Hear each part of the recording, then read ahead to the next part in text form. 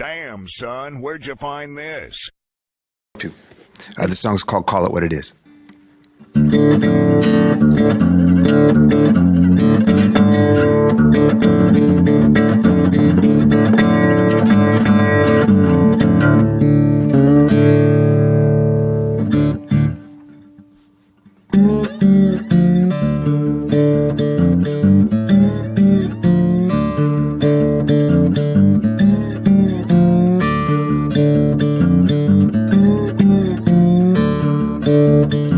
They shot him in the back. Now it's a crime to be black. So don't act surprised when it gets vandalized. Call it what it is, call it what it is, call it what it is. Murder.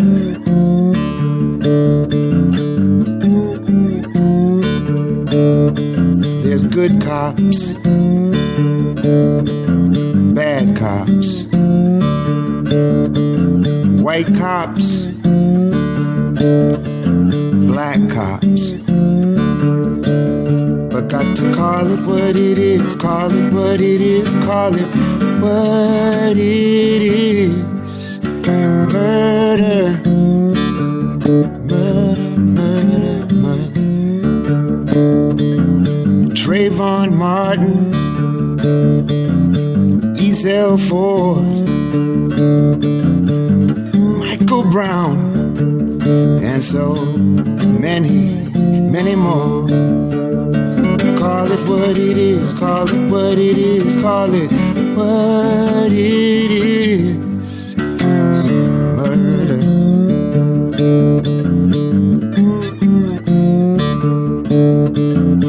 Government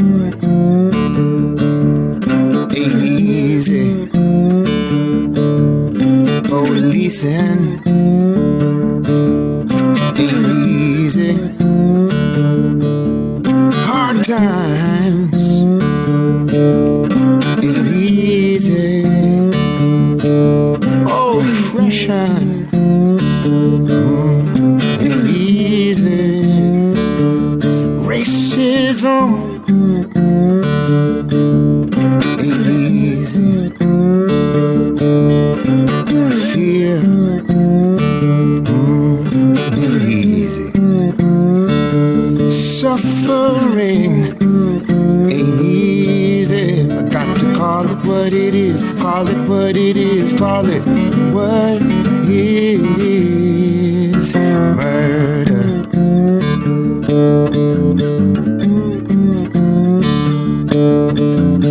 Gun control, mind control, self-control. We've dug ourselves a hole. Call it what it is, call it what it is, call it what it is. Murder.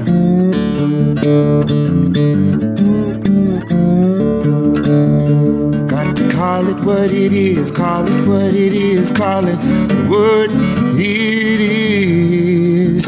Murder.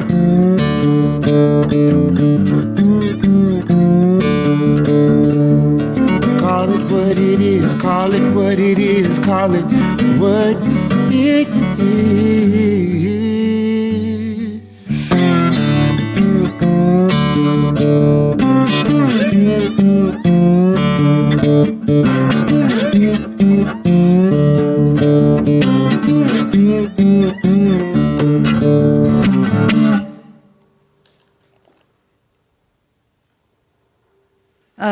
That sounded amazing. Ben Harper is live here in the KEXP studios. We're streaming live video today at KEXP.org. Ben, that is such a powerful song. That is the title track for your new album coming out in April. And I don't want to write it. I don't want to write that. I don't want you to have to write it. I want police to stop killing folks in the streets. That's what I really want. I don't want to write it. I don't want to sing it. Matter of fact, I don't even want to sing it again. I mean, let's get real with it. Let's finally, let me be the jackass that quotes himself. Call this shit what it is. Like, enough is enough. It's just enough. Like, I don't want to have to carry a camera in the streets to protect myself. I wish that you didn't have to sing that again. It's just enough. Let's just start breakfast with that. So true. So true. A lot of emotion in that song.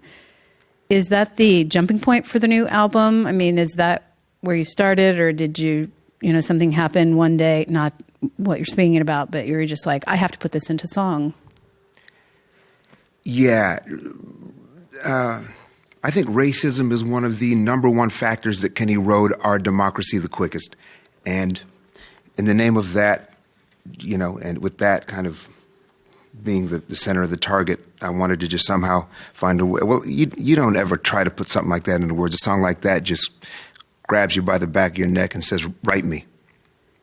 Because it has to be, somebody's got to say it. So there it is. It is exactly what it is. It's murder.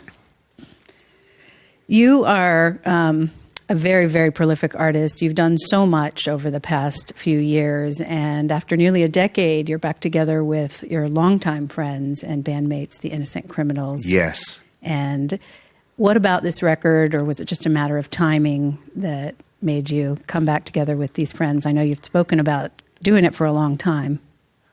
Well, thank you for even, recognizing them for the incredible players and band that they are. I'm lucky to have those guys backing me up, or I'm backing them up, or we're, in it together. But they're incredible musicians. Their musicianship way out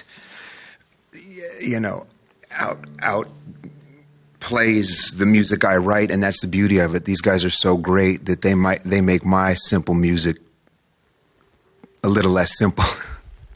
They're amazing players and amazing people. And at the time we split up, we were just all in desperate need of doing something other than playing with each other and creating with each other. And the time that we spent apart has come back into a record that I couldn't be more excited about, couldn't be more proud of. And they're my brothers. And the brotherhood was tested, because if you really want to know somebody's true character, have a fight with them. Split up with them for a minute, and that's when you're going to find out who you were who you were working with. And first year was rough, but after that, it was the brotherhood and the friendship came up the middle and was really what mattered to all of us. And we remained friends throughout the entire time. Again, they were all doing different stuff, as was I musically, but it was too long. We waited too long, but I'm glad we could, get it back together. And there's a lot of open road ahead for this band. Well, as you say, if it's a true friend, you can say it like it is, and yes, the friendship is solid, yeah, and it's there.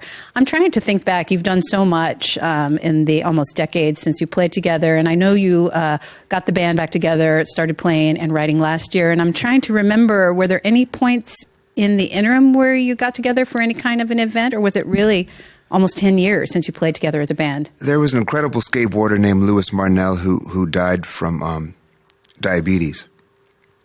And we got together and did a tribute song for him. But that was about it. I'm guessing with the many years that you played together and the talent in the band, and yourself included, that when you got together, it was really like no time had passed at all. But I am curious to know what those first rehearsals or writing times were like.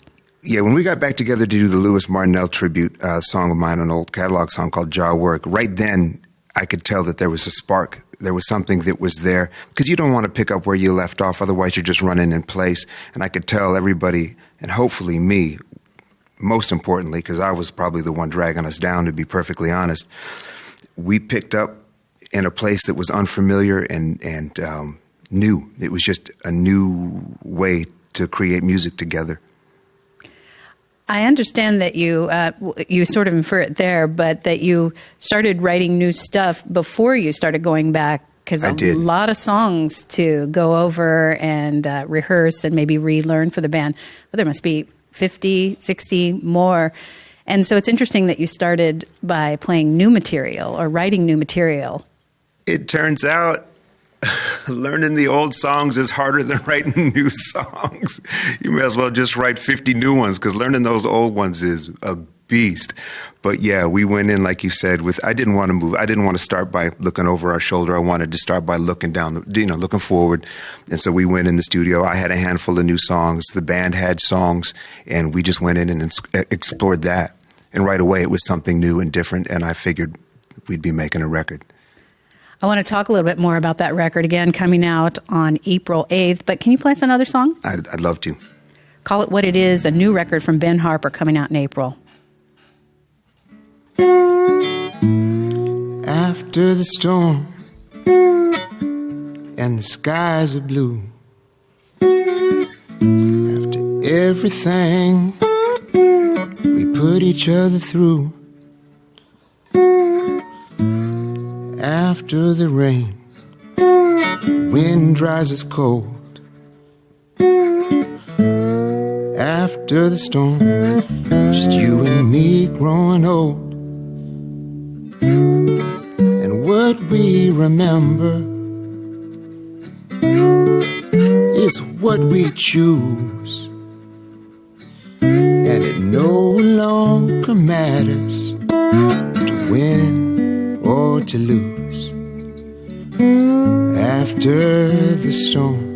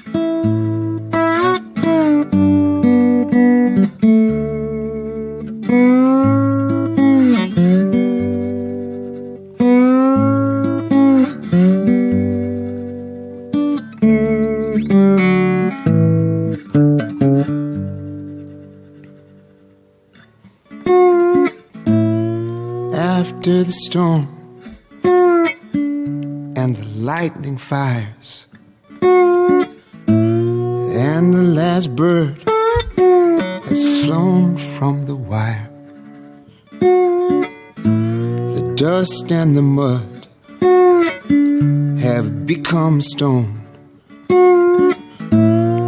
After the storm, just you and me on our own. Our choices and our words, like that bird, have flown. After the storm, look at all that has grown.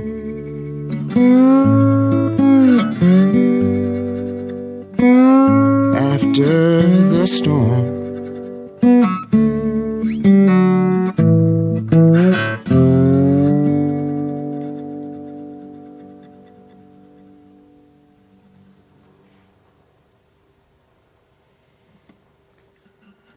That's After the Storm on the new Ben Harper album, Call It What It Is, coming out April 8th on Stax Records. And tonight you'll be at Easy Street once again. It's such a crazy song to play on the radio. I'm sorry to interrupt you, because there's so much space.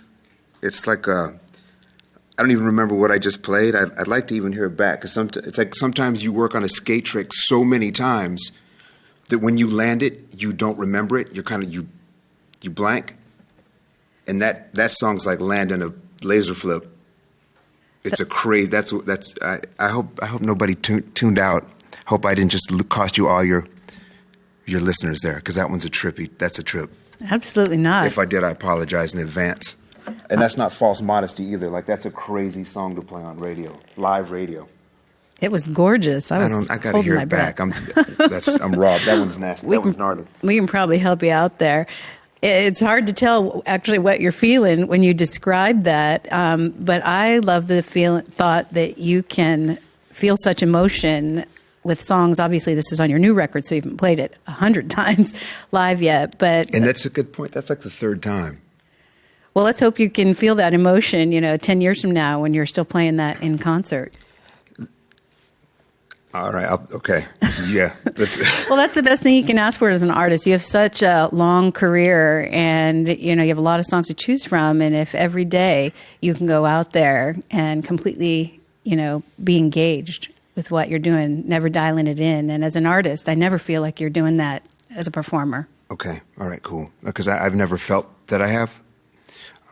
So I'm hoping that translates. Every show I play still feels like the first one I've ever played. That's a great feeling. Long may you continue to do that. And if that feeling goes away, I guess that'll be the signal that it's time to do something else. I understand that you wrote and recorded this record during several sessions over a year's period. Yeah. What was the intention there? Had you done that before? The intention there, I'd never done that before, no. And my intention there was to actually hear what I was doing clearly. Things shift with time and age and perspective when you're young. That's why bands' first few records are usually their best, because they're not worried about objectivity. They're not worried about opinion, nor am I still worried about opinion. But when you're that age, you're just 20, early 20s, you're just running through walls. And you're better for it. And you kind of pick up the pieces afterwards. But when you get older, things shift, and you're a little bit more careful, and you're a little bit more cautious. And not that I am careful or cautious, it's just that you actually see how fragile it all is. And you actually see the risks of running through those walls, and and you got sore bones from breaking those walls down. And so you reach an age where you have to find a new way to see what you're doing clear, because what you're doing and what you think you're doing aren't always the same thing. And I needed to know at this stage, in this age, I needed to know it's an important record, and I needed to know, I needed to know that what I thought I was doing was what I was doing. So pulling apart, pulling away, like doing it, because every musician thinks everything they do is the greatest thing since sliced cheese. That's just that we just do. It's our role to think that. Most artists of all mediums feel that way, but it's just not the case. So this gave me a chance to record for a week, solid. And when we say some bands, it takes a week to do one song. I mean, the Innocent Criminals are the highest caliber musicians on the planet, so we can do 5 songs and 6 songs in a week, 7 songs in a week. So we'd record for a week and then come back 2 months later and listen to it again. But we wouldn't listen to it in between that time. So we'd record, then come back 2 months later with fresh ears. And then some of what we did, we could hear clearly was not going to make it. And then some of the stuff we knew would.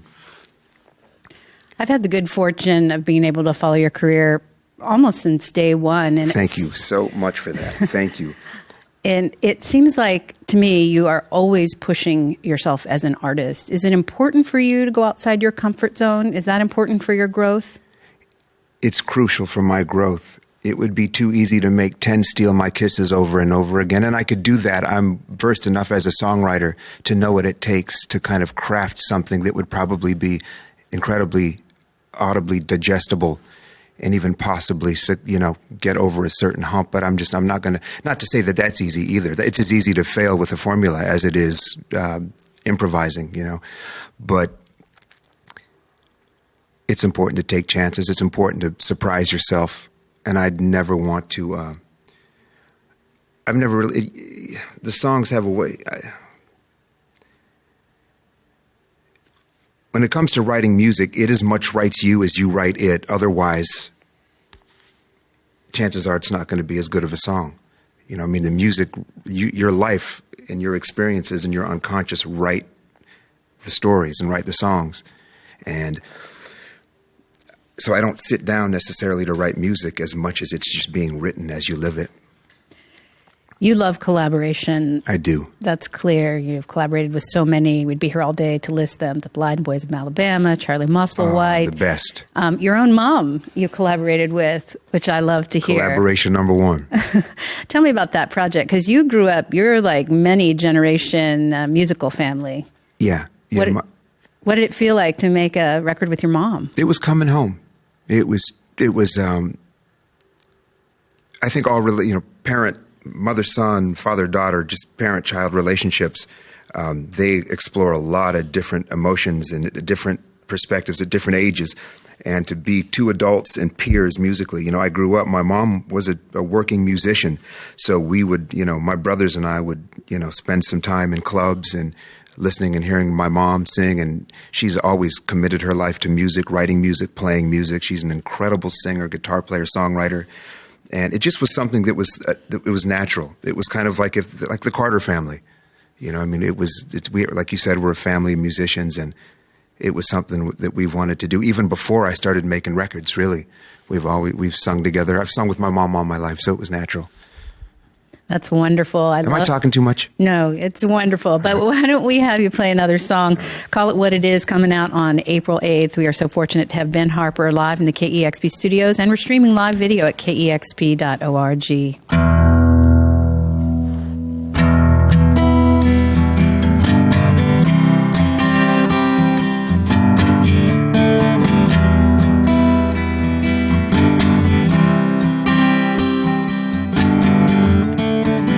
And deeper until I drown.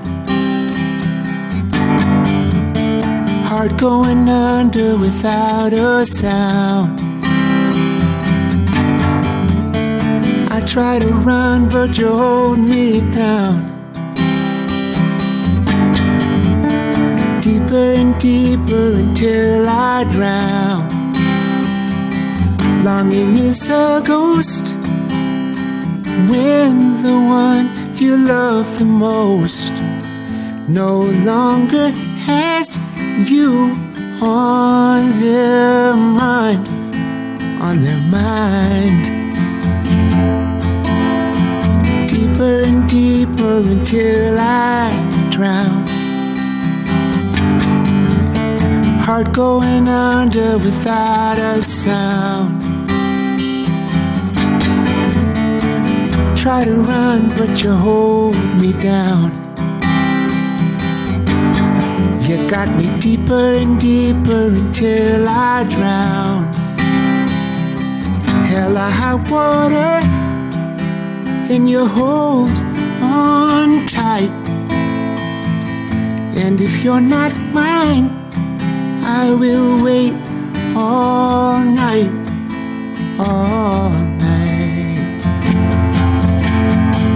Deeper and deeper until I drown. Heart going under without a sound. I try to run, but you hold me down. Deeper and deeper until I drown. The branches are black and the tree stands bare, haunted by the bloom that's no longer there. Clinging to the ground, clinging to the ground, to grow another, just another ring around.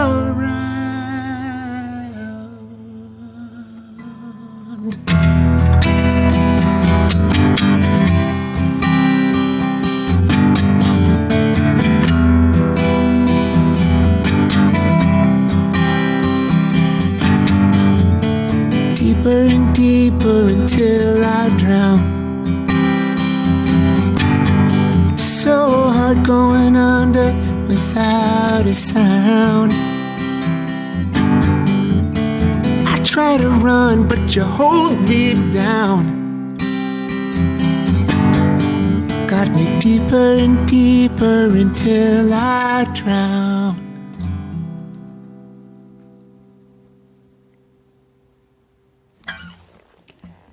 Oh, that is beautiful. There's so many songs that sound so heartbreaking on this new record, but I feel like it's a joyous album. I'm glad I'm glad that's audible as well. I'm glad you can hear that, because it is. I mean, the Innocent Creme, we're in there laughing and celebrating, and I suppose just kind of surrendering to the pain. Yeah. You're the master of writing songs that range across multiple genres. And the really delightful thing is you don't do it from album to album. You put it all out there on one record. And folks haven't heard this record besides what you're playing today, unless they've gotten to see you play some of them live recently. But where have you gone on this record sonically? Sonically, I think we've kind of run the gamut. I mean, I've tried to do that. Not even tried. That's just been what comes natural to me, is different musical interests and not being intimidated to go to explore all of them. I wouldn't know. I could wait around, I suppose, to make a record in a genre, but that's always seemed like a waste of time to me because I've got all these songs that are of different styles, but they feel like they want to be together. They've always felt that way, at least coming through me. So I've always not been worried to put like a song like Roses from My Friends or Faded on a record. I'm talking, these songs a lot of people don't know, but they're just the heads know it's up. And even on this record, a song like Call It What It Is or After the Storm, even acoustically, but you can hear this is where they start. So for me, why wouldn't they go together no matter how they end up being produced? When I play Call It What It Is or Deeper and Deeper, different styles of music, but when I write them, because it's all folk, all starts as folk music, I think that's the thing. So no matter how it comes out in the production, as far as production value, to me, it's all folk music, just with different sonic treatments. And you can play here, which is wonderful. And you'll be heading out with the band. You're coming back to Seattle. You're bringing the band with you in... Absolutely. They're bringing me with them. That's June 23rd out at Marymore Park, a beautiful place to see a show. That's going to be a special evening. And tonight you'll be at Easy Street Records. You got Easy Street, yeah. I'm going to get there maybe a little early, do some shopping. Excellent. Every time I'm in town, I always go there. And yeah, anybody who's still involved in either making music or selling music after this much time is a real survivor. So I'm super proud of them. I'm excited that stores like Easy Street can still thrive. And, and all that said, after 20 years of taking the pain and celebrating the good times too, I mean, I'm here too, yeah. It's a real jewel in Seattle, that's for sure. Well, go early tonight, and maybe Ben can make some musical suggestions for you. And he'll be playing a show tonight at Easy Street. That's at 7 p.m. And actually, I understand also you'll be signing booklets for the upcoming album if people want to get an early copy of that. Yeah, that's really cool to get to actually, get the new record to people if possible, or get it early. Oh, it's not the record. It's just the jacket, though. That's right, but then the record will follow, and you'll be able to slide that signed copy right in there. Yeah, I'll sign anything, though. Almost. Almost anything. The new record, Call It What It Is, coming out on April 8th, and you got time for one more? I'd love to. Thank you. Thank you. Thank you, KEXP, for having me in here, too, and congratulations on the new studio. It's incredible, and this room sounds amazing. Thank you. I'm really lucky to be here. Thanks.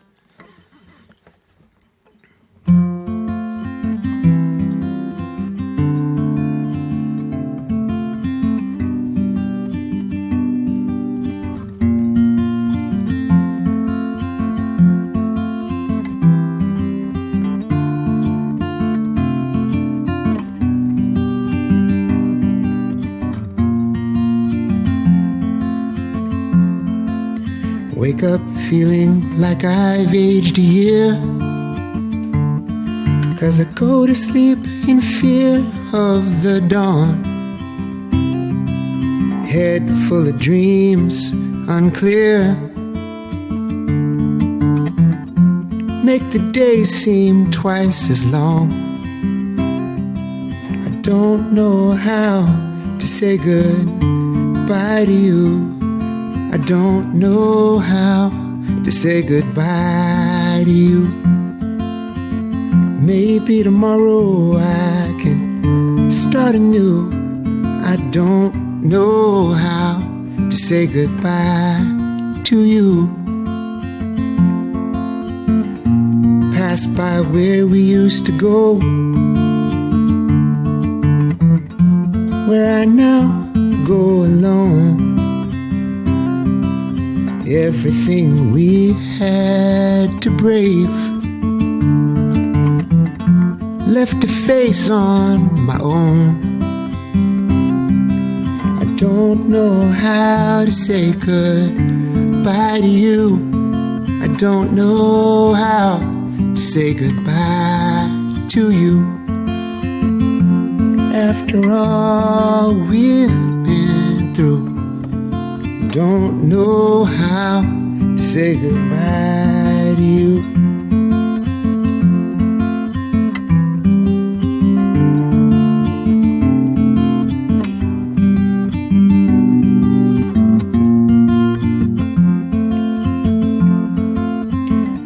Shattered and chained to our past, battered and too proud to ask. Walked a razor's edge, poisoned by degrees.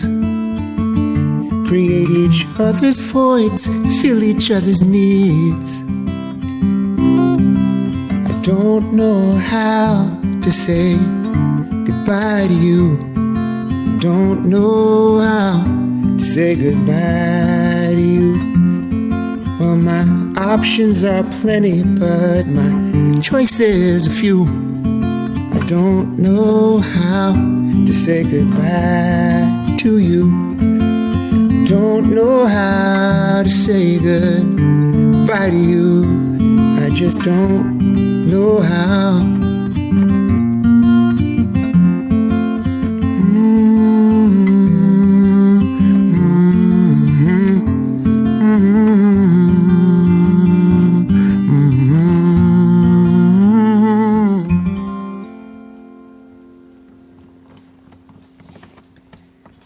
Another song from the new album, Call It What It Is, from Ben Harper. Ben, thank you so much.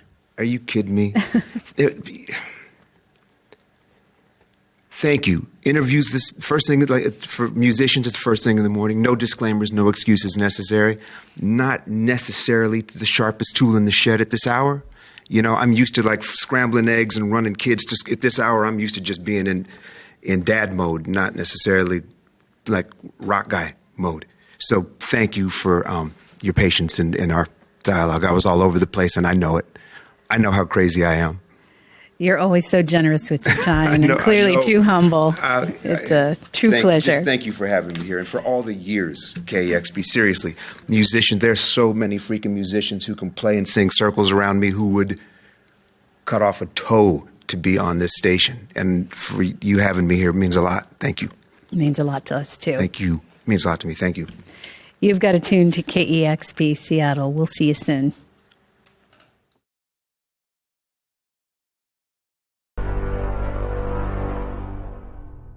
Damn, son, where'd you find this?